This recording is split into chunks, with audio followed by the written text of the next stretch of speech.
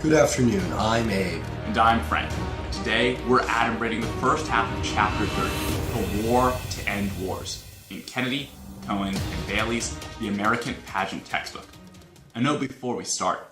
Good old Abe was out partying a bit too hard and his voice is a bit hoarse. So, Abe, if you can, take it away.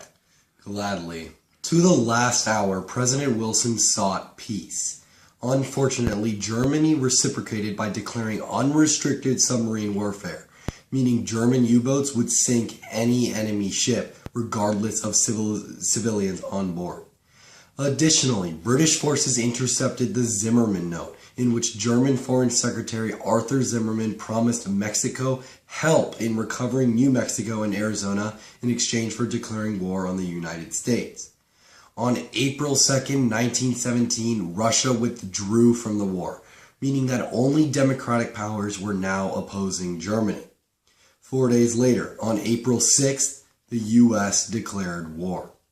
Now, Frank, how did Wilsonian isolationism manifest itself? Well, Wilson, of course, had originally wanted to stay out of the war. He had wanted to keep the American government in isolation from the European conflict.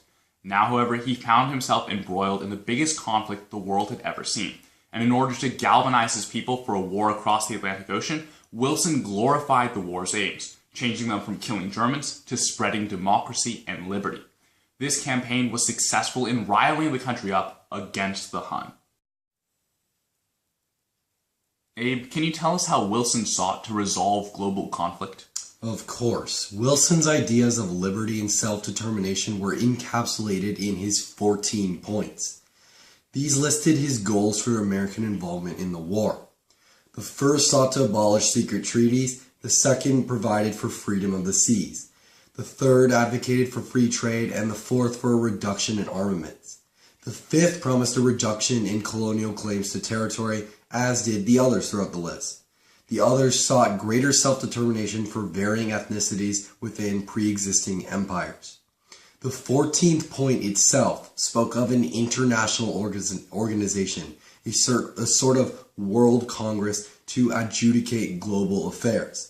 This would become the League of Nations. Now, Frank, how did the U.S. join in the propaganda battle? Well, the U.S., in order to join the fight against Germany, had to create vast amounts of propaganda, as you pointed out, in order to inspire the people to fight against the enemy powers. The Committee on Public Information was promptly created to increase public sentiment for the war effort. Led by George Creel, it pumped out propaganda, vilifying Germany. Whether through speeches, billboards, or leaflets, the idea that American liberalism needed to be introduced to Europe and the world was spread across the US. Unfortunately, the world's expectations were driven sky high by the propaganda, meaning that the reality of the final peace settlement would almost surely be a letdown. Throughout the war, how did America enforce loyalty on its subjects for the war effort? Well, Germans were scapegoated for industrial problems, and some were beaten and harassed by mobs. Fear of German spies was showcased with the Espionage Act of 1917 and the Sedition Act of 1918. These two acts eventually led to the imprisonment of socialist leader Eugene Debs, though many of the detainees eventually received presidential pardons. Now, Frank, how did America further mobilize towards the war effort? Well, when war broke out in 1914, America had no intention of joining and therefore made no conscious effort to build up its industrial power. For example, in 1914, America had military strength equal to Persia. However, when war was declared in 1917, the time came for mobilization, and America responded admirably. In order to stimulate production, the U.S. created the War Industries Board, which aimed to take a central role in economic planning. But Abe, what other measures were taken by the government to assure industrial efficiency?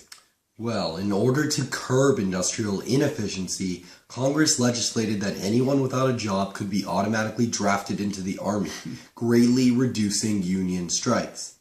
The National War Labor Board was created as well, which sought to negotiate the differing positions of unions and corporations in an effort to avoid inefficiency.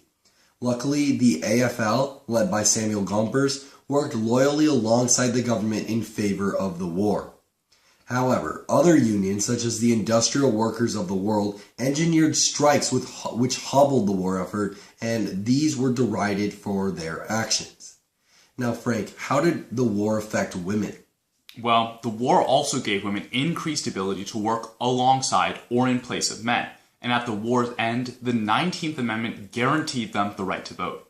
Congress also aided women through the passage of the Shepherd-Towner Maternity Act of 1921, which gave financial assistance in child health care. Abe, did America ever need to ration food? Well, in America, rationing was purely voluntary, although conservation and homegrown food was advocated for as much as possible, leading to the cultivation of victory gardens. The Food Administration was chaired by Herbert Hoover, who had great success in gathering food relief for Belgium. In order to pay for the war, the government began to sell war bonds, and through its Victory and Liberty loan drives, it gathered $21 billion. Now, Frank, how did America strengthen its army? Well, at the onset of the involvement in World War I, few Americans believed that sending an army to Europe would be necessary, instead thinking that America would simply use its navy to uphold the freedom of the seas. However, by 1917, the Allies were losing manpower, and it became imperative that the U.S. send troops. Wilson therefore created the draft to begin construction of the army. A few months later, America's army had swelled to 4 million men, and though with little training, they were deployed to the front lines. Thank you for watching. Please make sure to like and subscribe. And comment down below if you have any questions. We'll catch you guys next time.